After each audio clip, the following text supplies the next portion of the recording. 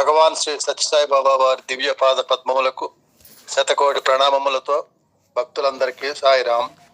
అహం సత్యబోధక అనే గ్రంథస్థం చేయబడినటువంటి స్వామివారి జన్మదినోత్సవ ఉపన్యాసములలో ఈరోజు 1983వ సంవత్సరం జన్మదినోత్సవంలో ఇచ్చినటువంటి ఉపన్యాసాన్ని చదువుకుంటున్నాం. శాశ్వత ఆనంద ప్రాప్తికి సేవ రాజమార్గము. ఈరోజు ప్రారంభంలో ఇచ్చినటువంటి పద్యం కొద్ది తేడాలతో కింద జన్మదినోత్సవానికి ఇచ్చినటువంటి పాటే కొద్ది మార్పులతో మళ్ళీ ఈ సంవత్సరం కూడా అదే పద్యాన్ని ఇవ్వడం జరిగింది. ఆకారమే లేని ఆ నిరాకారునకెట్టి రూపముదెత్తనెవరి తరము, కరచరణంబులే కలుగని వానికి ఎట్టి సొంపులు మదినంచగలరు. ఇట్టిది అట్టిది ఈ రూపు ఆ రూపు అని పల్కెడి పల్కు హాస్యాస్పదంబు, కోటి సూర్యుల దీప్తి మేటి కలిగినదంచు పల్కెడి పల్కులు పావనములే. రూపమే లేని శక్తికి రూపుదల్పనెవరి సాధ్యము, ఎవరైనా ఎరుగగలరే.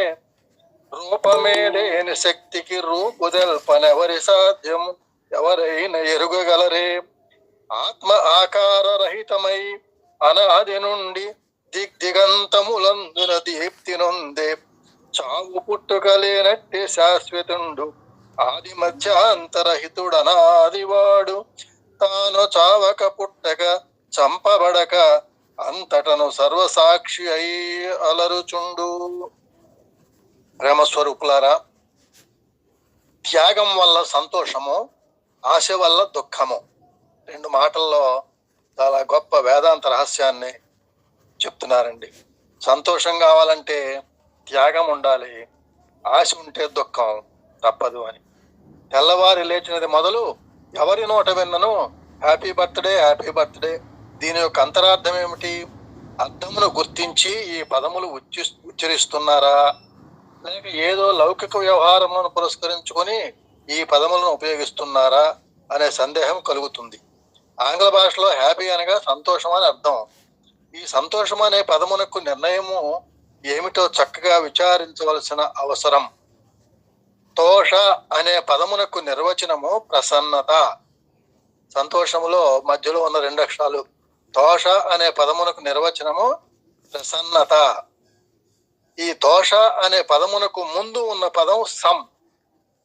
ఈ తోష అనేది హృదయములోనున్న తృప్తిని ప్రకటింపజేసే స్వరూపము. సం అనగా గౌరవము చేత పొందబడేది. గౌరవము చేత పొందబడినదే సంతోషము. ఇట్టి సంతోషమునకు మూలము త్యాగము, దుఃఖమునకు కారణము ఆశ. ఈ ఆశ రెండు విధములుగా ఉంటున్నది. ఎవరికి కలుగునటువంటి ఫలితము, వస్తువులు నాకు లభించాలి అని ఆశించడం ఒకటి, ఒక రకమైన ఆశ. అది తనకే తప్ప ఎవరికీ ఉండకూడదు. రెండవది, తనకు లభించిన ఆనందము గాని సుఖము గాని వస్తువులు గాని పరులకు లభించరాదని మరొక ఆశ. రెండు చాలా దగ్గర సంబంధంగా మనకి కనబడుతున్నాయి. రానిదేమో ఇతరులకు రాకూడదు, నాకే రావాలని, వచ్చినదేమో నా దగ్గరే ఉండాలి, ఇంకెవరికి ఉండకూడదు అని. ఈ రెండు ఆశ యొక్క రూపములట. ఆశ మానవునికి ప్రతిబింబ స్వరూపము. ఈ ప్రతిబింబమును ముందు ఉంచుకొని తాను శరవేగముతో పరుగులిడినప్పటికీ ప్రతిబింబమును తాను అందుకోలేడు.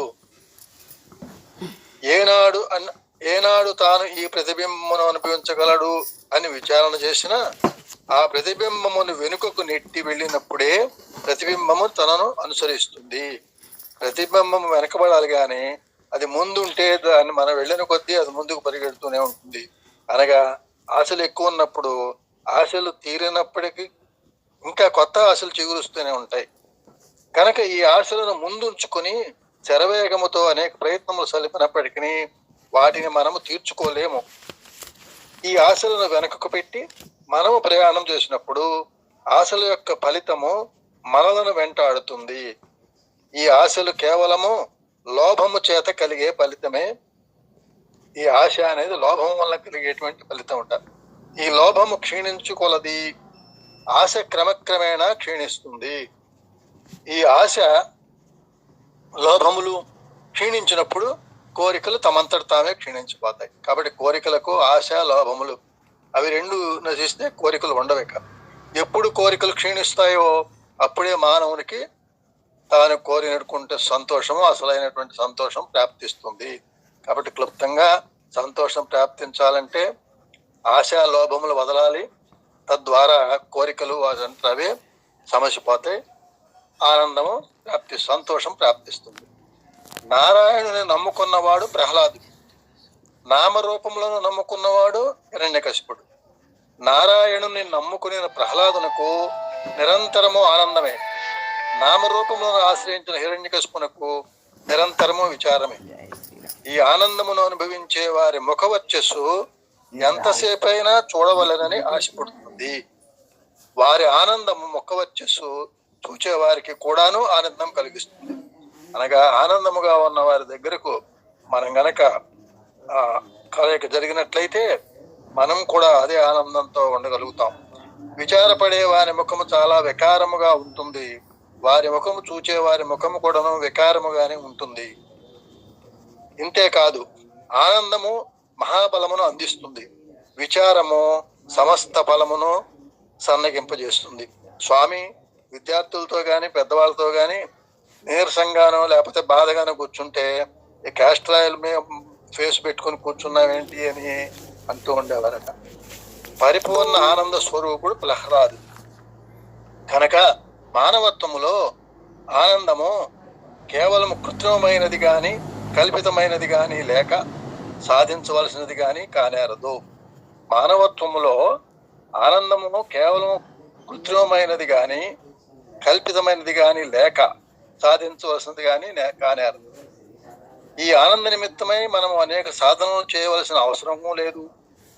తానే ఆనందమయుడై ఉన్నాడు, కానీ తన సత్యాన్ని తాను గుర్తించుకోలేకపోవడం చేతనే బయట ఆనందమునకై ప్రాకులాడుతున్నాడు.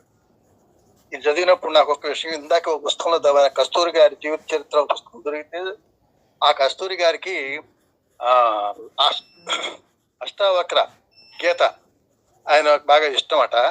అందులో అష్టావక్రుడు అంటాడట, నువ్వే భగవంతుడు అయి ఉండి ధ్యానము చేసి నువ్వు భగవంతుని దర్శించేదేమిటి? ఆ ధ్యానంలో కూర్చుంటే ఎన్నెన్నో వస్తాయి. నువ్వే భగవంతుడు అని కూర్చున్నప్పుడు అసలు ధ్యానం చేయవలసిన అవసరమే లేదు. నువ్వే భగవంతుడు అని తెలుసుకోవాలి, ధ్యానంలో నీకు తెలిసేది ఏమి లేదు అని అష్టావక్రుడు అభిప్రాయపడ్డాడు అని ఆయన చదివాడని ఈ గ్రంథంలో రాశారండి, కస్తూరి గారి యొక్క ఆటోబయోగ్రఫీలో. అట్లాగే ఇక్కడ మనమే ఆనంద స్వరూపులం. దీనికోసం తాను అనేక సాధనాలు చేయాల్సిన అవసరం లేదు. తానే ఆనందమయుడై ఉన్నాడు, కానీ తన సత్యాన్ని తాను గుర్తించుకోలేకపోవడం చేతనే బయట ఆనందమునకై ప్రాకులాడుతున్నాడు.